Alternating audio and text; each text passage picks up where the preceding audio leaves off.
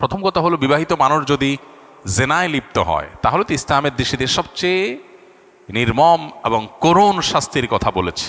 কেন ইসলাম এই ব্যাপারে এত সিরিয়াস?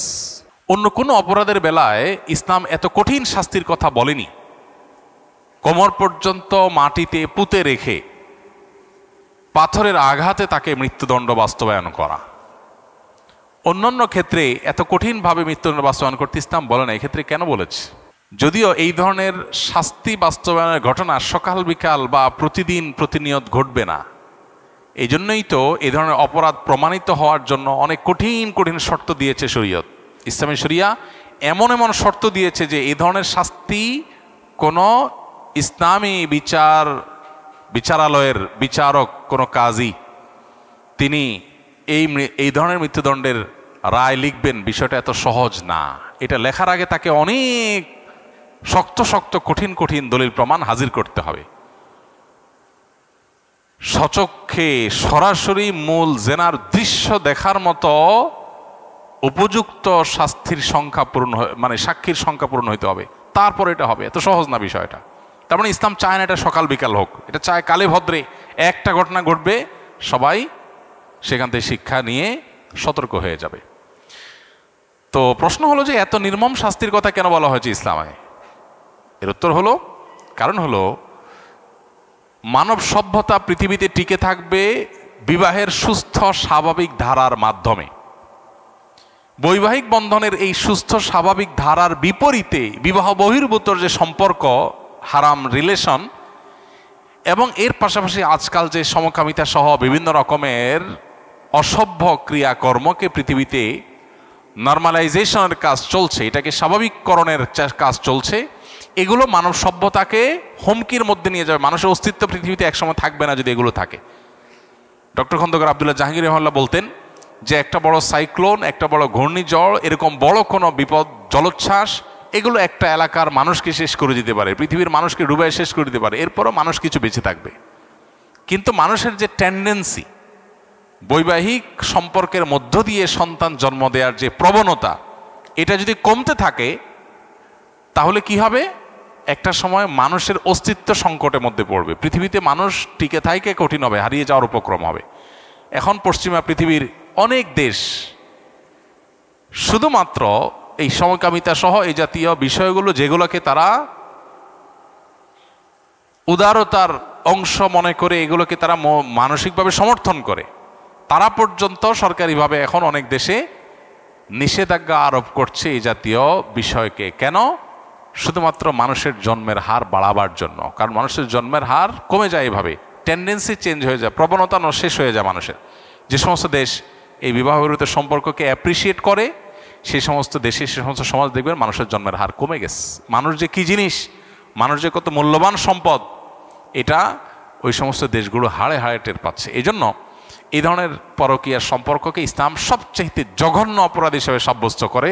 আজ এটা ঘরে ঘরে হচ্ছে, যেটাকে ইসলাম সবচেয়ে কঠিন শাস্তি দেয় যে অপরাধের, সে অপরাধ এখন জনে জনে ঘরে ঘরে হচ্ছে, এবং এটাকে নর্মালাইজেশন করা হচ্ছে। বিনোদনের নামে, নাটক সিনেমার নামে অনেক অসভ্যতার চর্চার মধ্যে থেকে একটা হলো এই পরকীয়াকে অনেক ফিল্মের মাধ্যমে নর্মালাইজেশন করা হচ্ছে।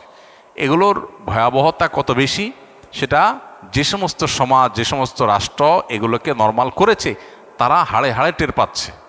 তারা এখন প্রণোদনা দিয়েও সন্তান জন্মের হার বাড়াতে পারছে না। সো এ ধরনের অপরাধ আল্লাহর কাছে সবচেয়ে জঘন্য অপরাধ। তবে এ ধরনের অপরাধের যে শাস্তির কথা বললাম, সেটা কার্যকর করবে ইসলামের বিচারিক আদালত।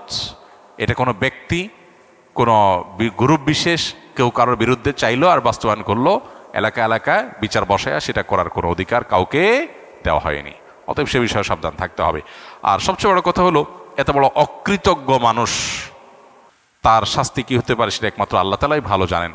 যে মানুষটা তাকে নিজের জীবন বাজি রেখে তার জীবন রক্ষা করলো, তার সাথে বেঈমানি, বিট্রে করা, এটা সুস্পষ্টভাবে তার নেয়ামতের কুফরি করা। আর আল্লাহ তাআলা বলেছেন, ওয়ালা ইন কাফারতুম ইন্না আযাবি লাশাদীদ। আল্লাহর নেয়ামত, মানুষের অবদান, এগুলোকে অস্বীকার করা, এটা আল্লাহর আযাবের কারণ। বিধায় আল্লাহর ভয় আমাদের মধ্যে থাকা দরকার।